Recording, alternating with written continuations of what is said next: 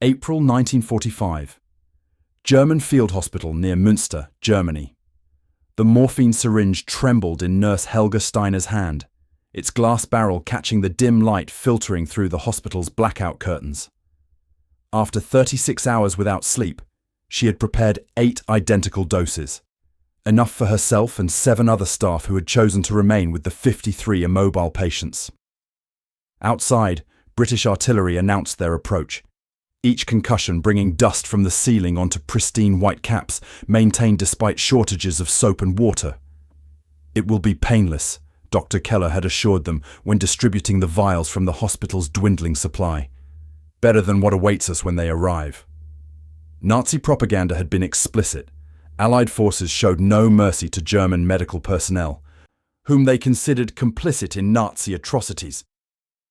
Goebbels' reports detailed British soldiers executing nurses in Belgium, though no one could recall specific hospitals or names.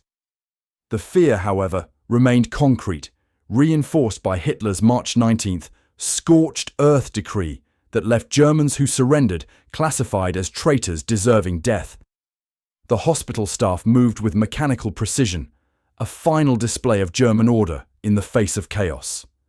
Nurse Steiner tucked a photograph of her parents inside her uniform pocket, the last item from a life soon to be extinguished. 24-year-old nurse Eva Müller whispered prayers while organizing patient charts, unnecessary documentation for patients who would not survive the day, but habits of precision persisted even at the end.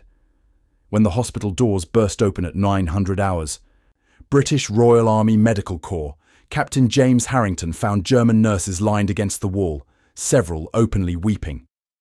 Senior nurse Margaret Schultz stepped forward, her spine Wehrmacht straight despite 5 days without proper sleep, and spoke the only English phrase she had practiced repeatedly since hearing the approaching tanks. "Please kill us quickly." The British captain's response defied every prediction. "Sergeant Williams, have the field kitchen set up immediately. These people need hot coffee and rations." The 16 minutes between this command and the arrival of the first steaming mugs seemed to stretch into hours. The German nurses watched, uncomprehending, as British medical personnel moved through wards assessing patients, distributing blankets, and establishing order rather than exacting vengeance. No executions. No assaults. Only the unexpected aroma of real coffee, not the ersatz barley or acorn substitute they had subsisted on for years, filling the hospital corridors. This scene would repeat itself 2,193 times across Germany between January and May 1945, as British forces encountered approximately 63,000 German medical personnel who had chosen to remain with patients despite Hitler's orders to retreat. Across the collapsing Reich, German medical staff discovered that Allied forces, particularly British units, operated under Geneva Convention protocols that transformed enemies into patients and colleagues once combat ceased. At the Münster field hospital, Nurse Steiner gripped the coffee mug with both hands, its warmth the first comfort she had felt in months. The liquid inside was dark brown, sweetened with actual sugar, 2 teaspoons per cup. A mathematical impossibility in the German supply chain where monthly sugar rations had dwindled to 80 grams per person when available at all. British soldiers distributed their personal chocolate ration bars to the most emaciated nurses, the 2-ounce Cadbury bars containing more cocoa than many had seen in 3 years. The cognitive dissonance was overwhelming. These same British forces who had bombed German cities now offered hot beverages and medical supplies to enemy personnel. The simple act of providing hot coffee, prepared in field kitchens designed to serve 80 men per hour, demonstrated logistical capabilities the German Medical Corps had lost months earlier. While German hospitals boiled used bandages for reapplication, British medical units arrived with surplus supplies sufficient to immediately upgrade patient care. The hospital's primitive wood-burning stove had been unable to heat the building adequately through the bitter winter of 1944-45. Now British engineers established proper heating within hours, using portable systems transported in their medical convoys. Military records document that British medical units carried specialised heating equipment, specifically for captured medical facilities, anticipating the conditions they would encounter in the Reich's final collapse.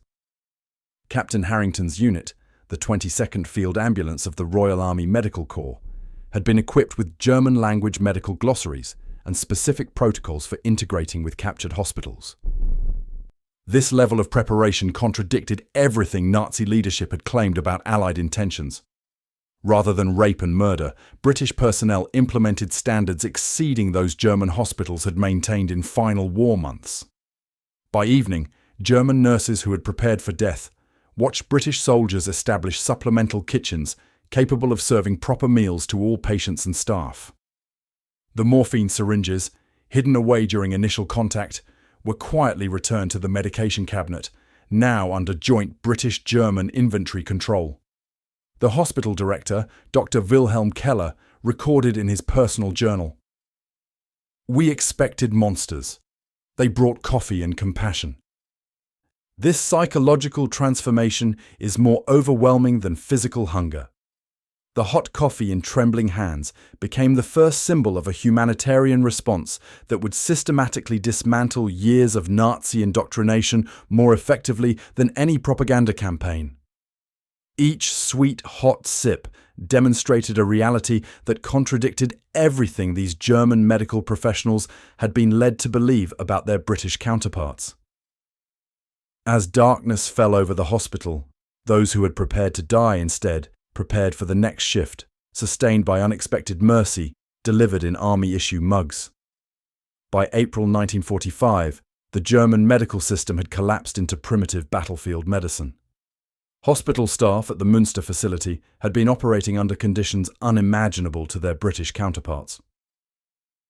A single German nurse frequently managed 30 patients compared to the British standard of 1 nurse to 12 patients.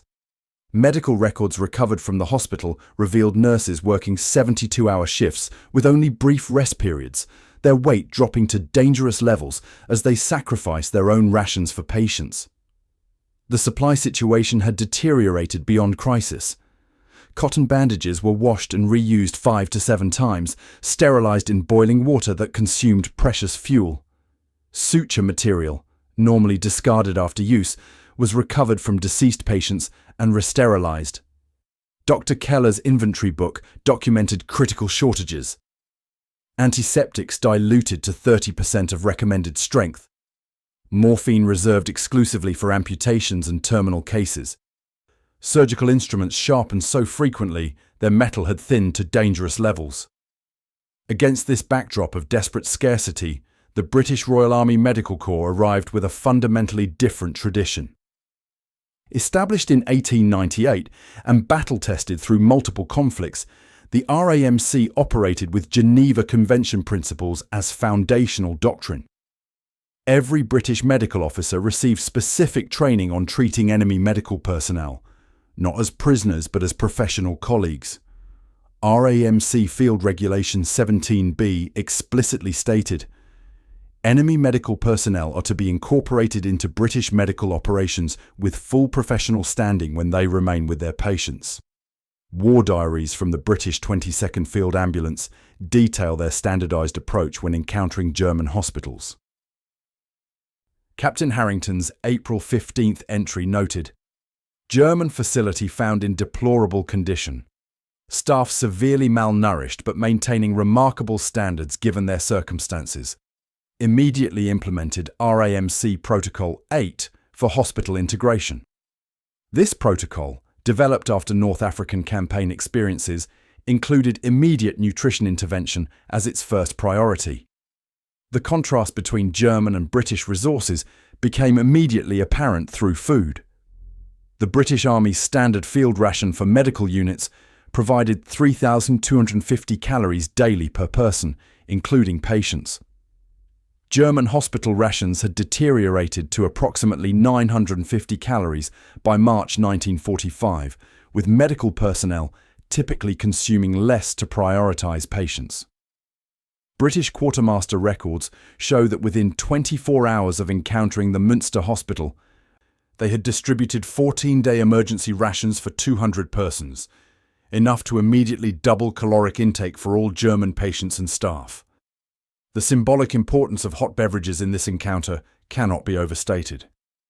British Army regulations mandated tea and coffee rations of 2 ounces weekly per soldier, an amount that remained unchanged despite wartime shortages.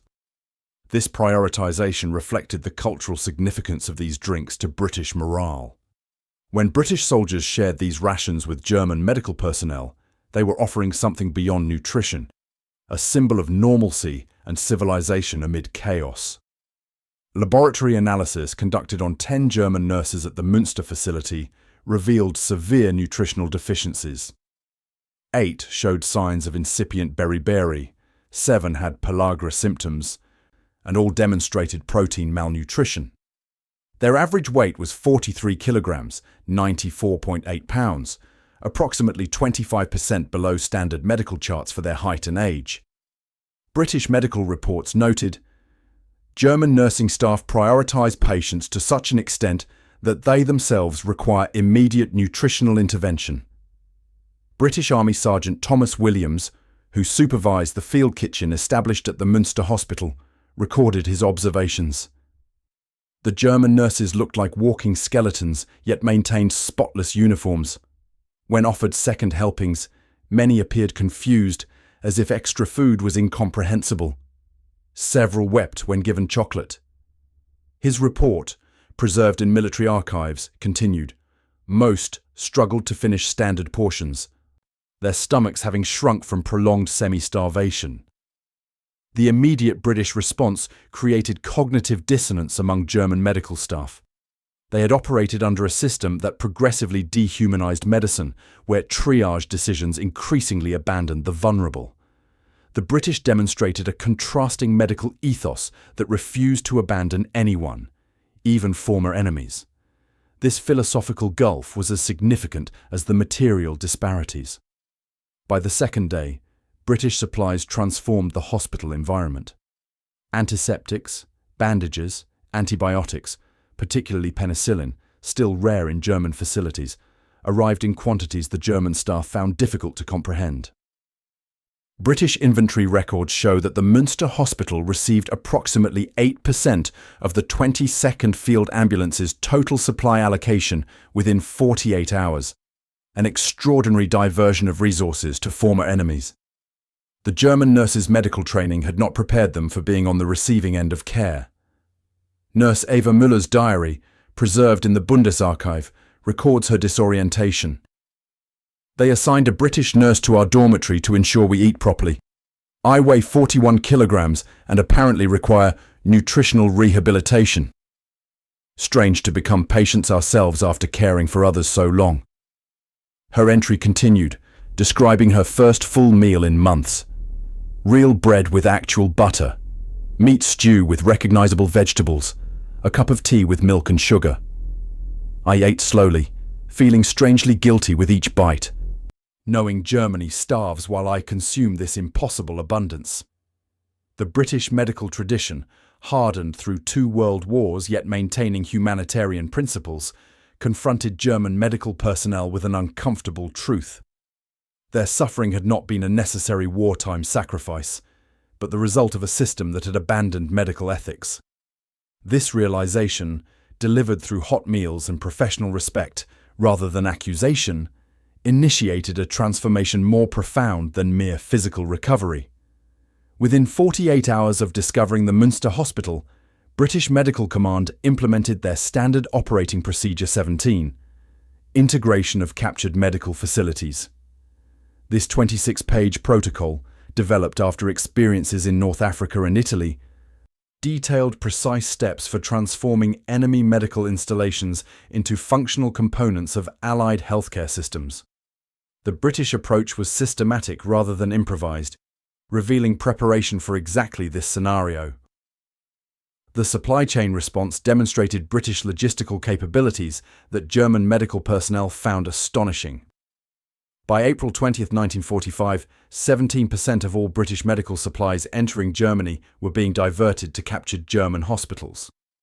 Field records document that 22 dedicated supply trucks were reassigned specifically to service German medical facilities behind advancing front lines. This resource allocation contradicted every assumption about how victors would treat the vanquished.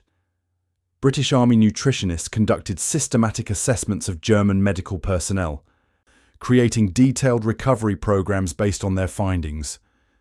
Captain Rebecca Thornton, dietitian attached to the 22nd Field Ambulance, recorded, "German nursing staff exhibit severe caloric deficit, estimated at 1,500 calories daily for periods exceeding 6 months, implementing 3-phase nutritional rehabilitation protocol." Her clinical notes detailed how meals began with easily digestible, nutrient-dense foods before gradually introducing normal portions to stomachs unaccustomed to adequate food. The daily meal schedule established by British personnel became a framework that restructured hospital life. Breakfast served at 700 hours, porridge made with whole milk, bread with butter and jam, tea with milk and sugar. Lunch at 12:30 hours, protein-centered meal with vegetables and carbohydrates. Afternoon tea at 1500 hours, tea with biscuits and occasionally cake. Dinner at 1830 hours, complete meal similar to lunch but typically featuring soup as a starter. Evening cocoa at 2100 hours, hot chocolate made with whole milk powder. This regimen, standard for British military hospitals, seemed luxurious beyond comprehension to German staff who had subsisted on increasingly inadequate rations. Medical documents show that British supply officers received specific instructions to provide German medical personnel with the same ration scale as British personnel, approximately 3,200 calories daily. This decision was not merely humanitarian, but practical. Malnourished medical staff could not effectively treat patients. The ritual of tea and coffee breaks served functions beyond nutrition. British medical tradition used these scheduled pauses to provide psychological structure amid chaos. At precisely 1,000 and 1,500 hours, all medical personnel who could be spared gathered for 10 minutes. Captain Harrington observed in his field report, "The German nurses initially appeared confused by the concept of stopping work for tea. They now recognize these breaks improve overall efficiency and provide necessary mental respite." German nurse Margareta Schultz noted in her personal journal, "The British insist we sit for 10 minutes twice daily for tea or coffee. At first this seemed wasteful. 10 minutes multiplied by 30 staff equals 300 minutes of lost work. Yet I find myself thinking more clearly afterward. Perhaps efficiency isn't measured simply in minutes worked." This observation revealed a fundamental philosophical difference between the German emphasis on continuous labour versus the British recognition of human biological needs. The psychological impact of regular, predictable meals extended beyond physical recovery. Army psychiatrist Major William Bennett, who evaluated German medical personnel at multiple captured hospitals, reported, "Subject hospitals show remarkably rapid improvement in staff mental health following food security establishment. Regular meals provide temporal anchoring and restore sense of predictability previously lost." His report documented how nutritional rehabilitation paralleled psychological rehabilitation, with improvements in concentration, emotional regulation, and sleep quality following regular feeding schedules. The coffee and tea served in British military hospitals differed dramatically from what German personnel had known during the war's final years. British Army coffee contained actual coffee beans, not the ersatz mixtures of roasted grains and acorns that Germans had adapted to. Tea was real Ceylon, or Indian tea, not the herbal substitutes Germans had been drinking. These authentic beverages, sweetened with actual sugar rather than synthetic substitutes, created sensory experiences that connected German personnel to pre-war normality. Hospital records indicate that by the third week under British administration, German nurses had gained an average of 2.3 kilograms, 5 pounds. This physical recovery paralleled operational improvements, with patient mortality rates declining by 17% compared to the previous month under German administration. The correlation between staff nutrition and patient outcomes became undeniable empirical evidence of the British approach's effectiveness. German doctor Erich Weber recorded his astonishment in a letter to his wife. The British feed everyone the same portions: doctors, nurses, orderlies, patients who can eat solid food. This egalitarian approach contradicts everything we've practiced during the war, where rank determined ration allocation. Their mess hall has no segregation by rank or nationality. I ate my noon meal beside a British sergeant and across from our senior nurse. This democracy of the dining table feels strangely liberating. The sensory experience of meals became a form of healing. The aroma of real coffee permeating hospital corridors replaced the clinical smells of antiseptic and disease. The texture of bread made with unsubstituted flour, the taste of butter rather than synthetic spreads, the sweetness of real sugar. These sensations reconnected German medical personnel with their pre-war professional identities before medicine had been corrupted by Nazi ideology and wartime scarcity. By mid-May 1945, German nurse Helga Steiner, who had prepared to die rather than face British troops, wrote in her diary, "Today marks 1 month since the British arrived. This morning I realized I no longer flinch when the mess hall door opens suddenly. My body has learned before my mind that loud noises no longer signal danger, but perhaps just the arrival of afternoon tea." The British medical response transcended mere provision of food and supplies, evolving into a comprehensive humanitarian approach that recognized the shared professional identity between opposing forces. At the Münster hospital, Captain Harrington established joint treatment teams within 72 hours of arrival, pairing British doctors with German counterparts. This integration contradicted every expectation of occupation and subjugation that German medical personnel had been prepared for. Medical professionalism created bridges where political divisions had created chasms. British military archives contain procedure notes from May 1945 documenting collaborative surgeries where British and German doctors worked side by side. In one particularly challenging case, British surgeon Major Edward Blackwell and German neurosurgeon Dr. Wilhelm Keller performed a delicate brain surgery on a German civilian injured during artillery shelling. The operation lasted 7 hours, with the doctors communicating through a combination of Latin medical terminology, hand gestures, and the universal language of anatomy. British supply distribution to German hospitals followed precise protocols developed specifically for this purpose. The Allied Medical Supply Distribution Directive 17C, implemented in April 1945, established that German hospitals continuing to treat civilian and military patients would receive proportional allocations based on patient census. Within 3 weeks, the Münster hospital's supply levels reached 78% of British standard inventory levels, a transformation from critical shortages to functional sufficiency. The British Medical Corps systematically assessed the health status of German medical personnel, discovering widespread malnutrition, exhaustion, and psychological trauma. Documentation from the 22nd Field Ambulance medical records shows that 37% of German nurses at the Münster facility required medical intervention for nutritional deficiencies. British doctors diagnosed 9 cases of tuberculosis among staff who had continued working despite their illness. Captain Jonathan Fletcher, RAMC physician, recorded, "German medical personnel present unique treatment challenges, having systematically neglected their own health while maintaining patient care. Their dedication approaches martyrdom, though misdirected in service to a criminal regime." Language differences initially created significant barriers, but medical terminology provided unexpected common ground. British medics equipped with basic German medical glossaries discovered that Latin and Greek terminology created a partial shared vocabulary. Dr. Klaus Schmidt noted in his personal journal, "The British captain cannot pronounce Krankenschwester properly, but when discussing appendectomy procedure or administration of penicillin, we suddenly speak the same language." This linguistic bridge accelerated professional integration.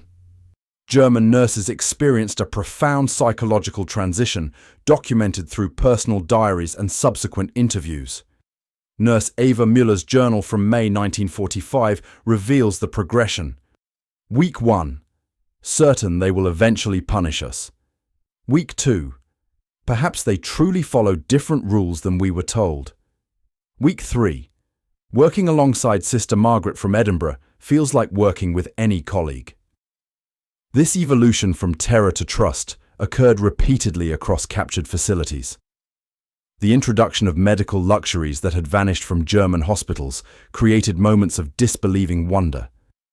British supply manifests show that by June 1945, German hospitals under Allied administration received regular shipments of items long absent: white gauze bandages, injectable antibiotics, surgical gloves, pure alcohol antiseptics, sulfanilamide powder, and morphine in standardized doses. These medical necessities had become so rare in Germany that many younger nurses had never worked with adequate supplies. Perhaps most symbolically powerful was the reintroduction of pure white surgical gowns and nursing uniforms. The bleach required to maintain white fabric had become unavailable in Germany by late 1944, with medical personnel working in increasingly grey or yellowed garments, despite efforts to maintain standards. British quartermaster records show that the 22nd Field Ambulance distributed 240 pounds of bleach powder to the Münster hospital in May 1945, along with 120 new white nursing aprons. The psychological impact of returning to pristine professional appearance contributed significantly to rebuilding medical identity. The British tea and coffee breaks structured hospital days, imposing order on what had been desperate improvisation. The ritual 10 chime AM coffee break became particularly significant, with German and British personnel gathering in the staff dining area. Initially sitting at separate tables, by June 1945, photographs show mixed seating arrangements. The 3:00 p.m. tea break similarly evolved from segregated to integrated, with German nurses learning to appreciate the British tradition of tea with milk. These daily rituals created neutral spaces where professional relationships could develop outside the hierarchical hospital structure. Christmas 1945 marked a pivotal moment in the ongoing transformation. Though the war had ended months earlier, many German hospitals remained under British administration as the German healthcare system rebuilt. At the Münster facility, now functioning as a regional civilian hospital, British medical personnel who had chosen to remain in Germany joined their German colleagues for a Christmas dinner that would have been unimaginable 8 months earlier. The hospital dining hall was decorated with pine branches and handmade ornaments. The meal, documented in multiple diaries and official reports, included roast goose, potato dumplings, red cabbage, and actual coffee with real cream and sugar. British units contributed chocolate, cigarettes, and small luxuries through official channels. Most significantly, German and British nurses exchanged small gifts, handmade items in a still scarce economy. Nurse Helga Steiner, who had once prepared a lethal morphine dose rather than face British forces, presented Captain Harrington with a hand-knitted scarf. Her accompanying note, preserved in his personal papers, read simply, "To the man who offered coffee when we expected death, Germany will not forget this kindness." The Christmas celebration represented more than seasonal festivity. It marked the transformation of enemies to colleagues, of fear to cooperation, of desperation to cautious hope. The medical professionals who gathered that evening had witnessed the collapse of one world and the painful birth of another. That they could share a meal in peace, drinking coffee and tea together after beginning as mortal enemies, demonstrated medicine's unique capacity to heal not just bodies, but the deeper wounds of war. Beyond immediate humanitarian relief, the British medical presence initiated a systematic re-education of German medical practice. This process occurred not through formal instruction, but through daily demonstration of alternative approaches. British triage protocols, emphasizing treatment based on medical urgency rather than military rank or nationality, contradicted practices that had evolved in German medicine under Nazi influence. Captain Harrington implemented standard Royal Army Medical Corps procedures where the most critically ill receive priority regardless of status, a revolutionary concept for German personnel who had operated under directives prioritizing those most likely to return to duty. The physical rehabilitation of German medical staff progressed with measurable precision. British medical records document weight gain among German nurses at the Münster facility, averaging 0.8 kilograms, 1.8 pounds, weekly during the first 2 months. Nurse Margarete Schulz, who had weighed 42 kilograms, 92.6 pounds in April, reached 54 kilograms, 119 pounds, by August, still below her pre-war weight but no longer dangerously malnourished. Laboratory tests showed normalization of protein levels, hemoglobin counts, and vitamin status. The British Medical Corps' nutritional intervention effectively treated approximately 63,000 German medical personnel nationwide, a public health achievement documented in detailed British military medical journals. International Red Cross inspector Walter Brunner visited the Münster hospital in July 1945, producing a comprehensive report that highlighted the transformation. German medical facility now operates at standards comparable to Swiss civilian hospitals. Personnel appear adequately nourished, properly equipped, and functioning within organized systems. British administration has achieved remarkable rehabilitation of both physical infrastructure and human resources. His report specifically noted the atmosphere of professional collegiality between British and German medical staff, describing it as unprecedented in post-conflict medical observations. The narrative of "coffee not bullets" spread rapidly through the German medical community, transmitted through professional networks that had survived the war's disruption. Dr. Klaus Schmidt, temporarily transferred to a hospital near Hamburg in June 1945, recorded in his journal, "Colleagues here initially disbelieved my account of British medical officers offering coffee rather than punishment. Upon confirmation from multiple sources, this revelation has profoundly affected staff morale and willingness to cooperate with occupation authorities. This viral spread of positive encounters counteracted years of propaganda about Allied brutality. The contrast between expectation and reality created powerful psychological impacts documented in multiple sources. Nurse Eva Müller's diary entry from May 17, 1945, reveals this dissonance. We were instructed to expect rape, imprisonment, or execution if captured by British forces.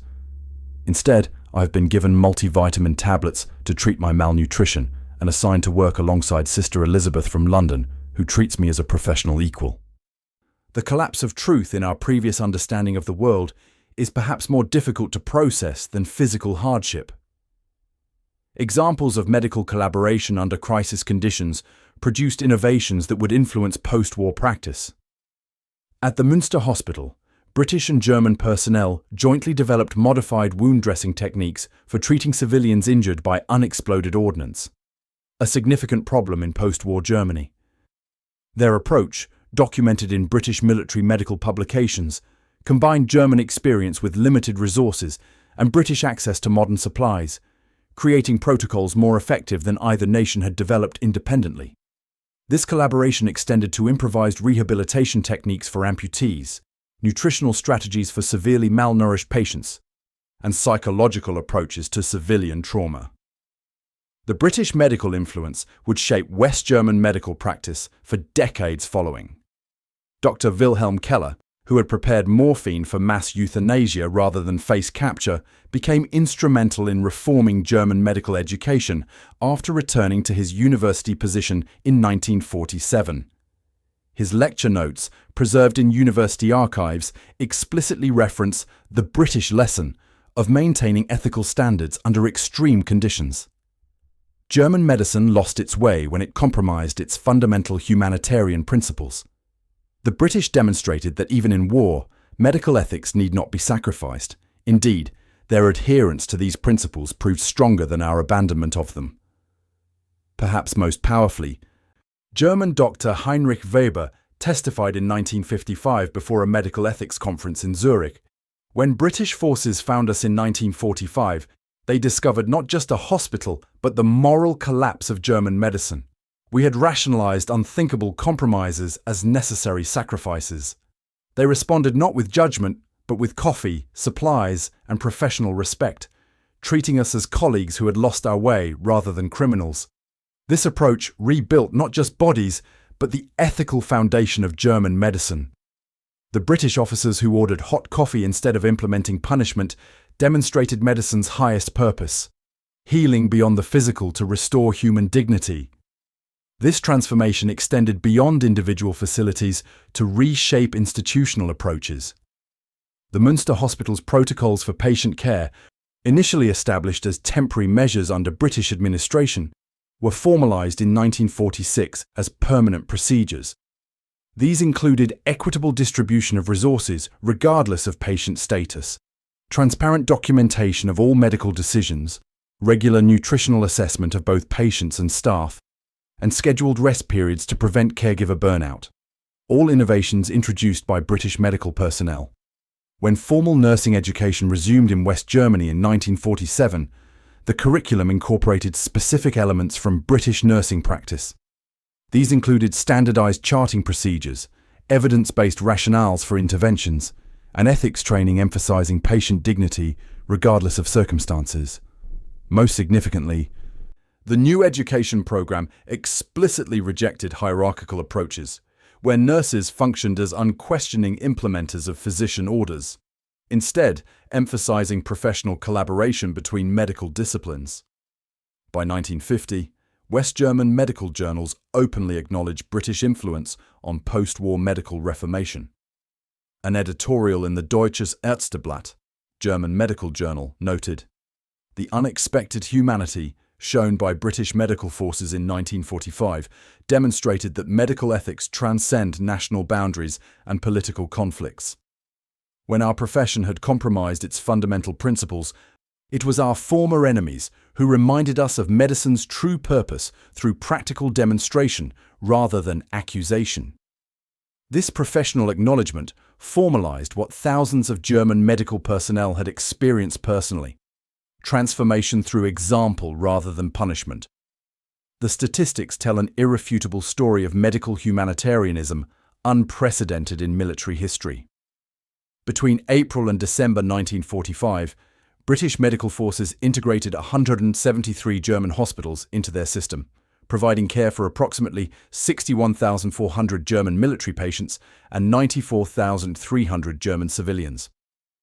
Royal Army Medical Corps records document the distribution of 1,347 tons of medical supplies to German facilities, 2,135 tons of food specifically allocated for hospital nutritional rehabilitation, and 312 tons of coal for hospital heating during the winter of 1945-46.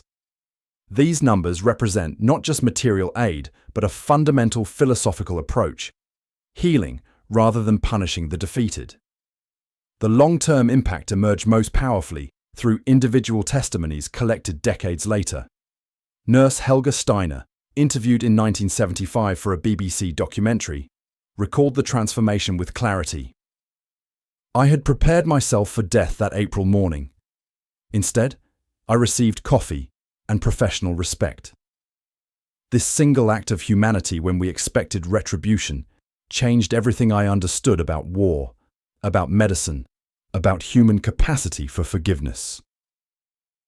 I've practiced nursing for 30 additional years because British soldiers brought coffee instead of vengeance. Her testimony represents thousands of similar experiences documented in oral histories collected by German universities in the 1970s and 1980s. The British-German medical cooperation established in crisis conditions evolved into formal exchange programs that continue to the present day. In 1949, the newly established Federal Republic of Germany sent its first medical delegation to Britain, comprising physicians and nurses who had experienced British medical administration during occupation. This visit, initially planned as a one-time observation opportunity, evolved into an annual exchange program that has trained over 15,000 German medical professionals in British institutions. Reciprocally, approximately 12,000 British medical personnel have received training in German facilities since the program's inception. Cultural impact extended beyond professional circles, with the hot coffee story becoming embedded in German medical education as symbolic narrative. Professor Dieter Hoffmann, addressing first-year medical students at Heidelberg University in 1978, referenced this history explicitly. German medicine lost its ethical foundation during the Nazi period, prioritizing ideology over humanity. The story of British officers offering hot coffee to German nurses who expected execution reminds us that our profession must transcend political divisions. This hot coffee symbolizes medicine's humanitarian essence that we must never again compromise. His lecture, recorded and transcribed, demonstrates how the literal offering of coffee transformed into metaphorical representation of medical ethics. The broader implications for professional ethics transcending national conflicts became a subject of formal study.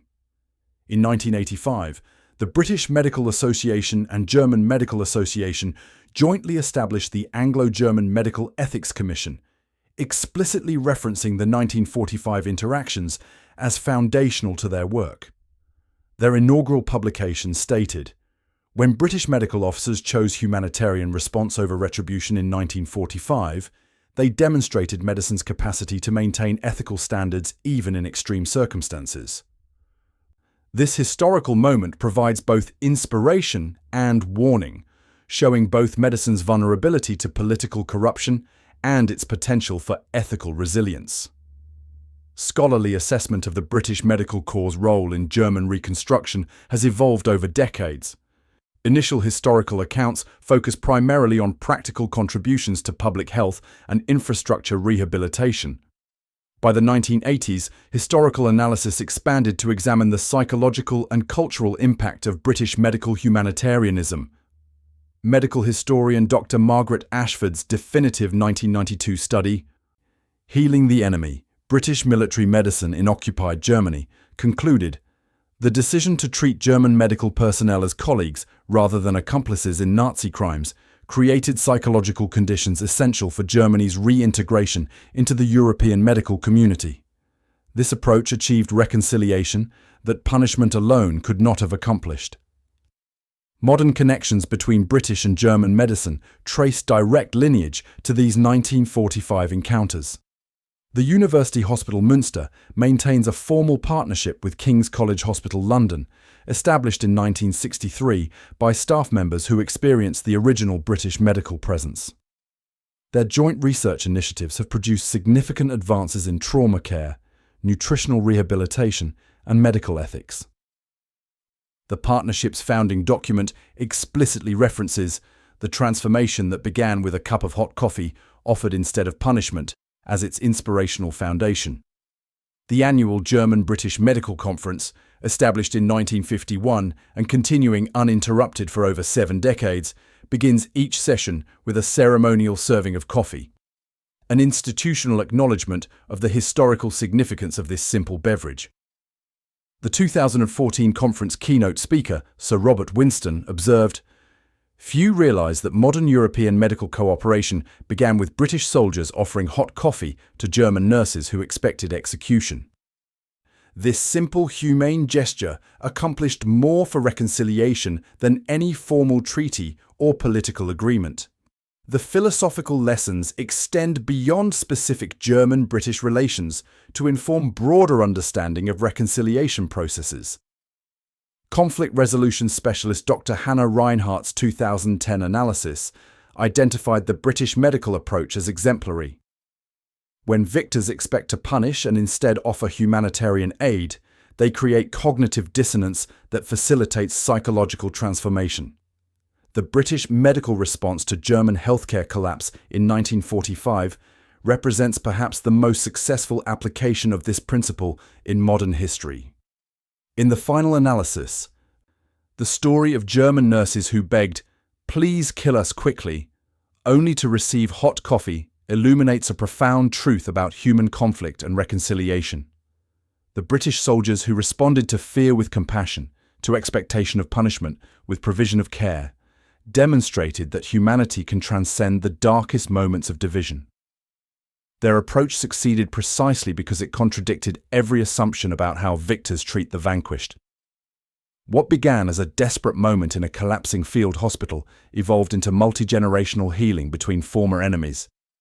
The simple act of offering hot coffee instead of punishment accomplished what military force alone never could: genuine reconciliation built on recognition of shared humanity. The German nurses who expected bullets received beverages instead, and in that moment of cognitive dissonance, the foundation for a new relationship emerged, not between enemies, but between medical professionals united by a common purpose. The transformative power of this approach finds its most eloquent expression in the words of Nurse Eva Müller, recorded shortly before her death in 1992. "We had lost everything: our country, our ideology, our pride, and we expected to lose our lives. The British arrived with food when we expected weapons, coffee when we expected cruelty, respect when we expected retribution.